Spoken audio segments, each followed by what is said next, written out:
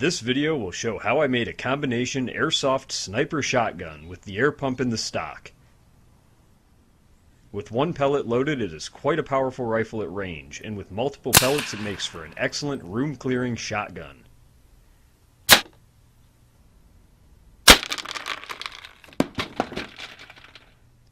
This rifle operates using a custom trigger valve built right onto the barrel, which is a steel brake line sized to fit airsoft pellets.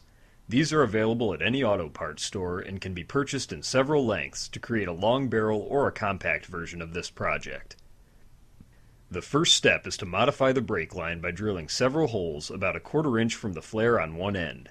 These holes are what the pressurized air will flow through to fire the pellets out of the barrel later.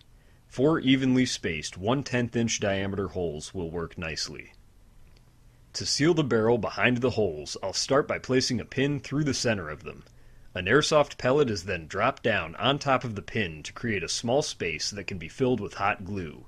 When the glue cools, the pin can be removed, leaving the pellet and glue as a permanent plug. An O-ring that fits tightly over the brake line can now be snapped on over the plugged flare. The ring will act as a seal against the fitting on the line and prevent air pressure from escaping until the trigger is pulled. A threaded 1-inch PVC end cap now needs to have a hole drilled in the center to accept the threads on the brake line. The hole should be small enough that the threads bite in for an airtight seal. We can now see how this valve will work.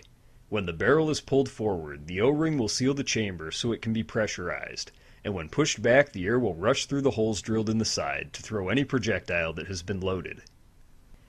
To keep the valve closed until the trigger is pulled, I'll be using a spring to hold the barrel forward. This spring should be a large enough diameter to fit over the fittings on the brake line. The loose fitting on the line should be slid to where the base of the threads is just less distance from the cap as the total length of the spring, and glued in place.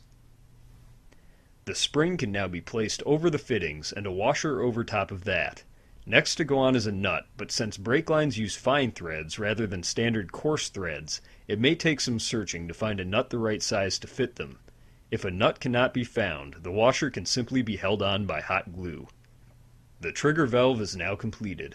The spring holds it closed when at rest, but pressure on the washer will push the barrel back and allow air to flow through. The chamber of this rifle, which is a 1x4-inch PVC pipe nipple, should now be prepared by drilling a hole at the midpoint to accept a brass air tank valve.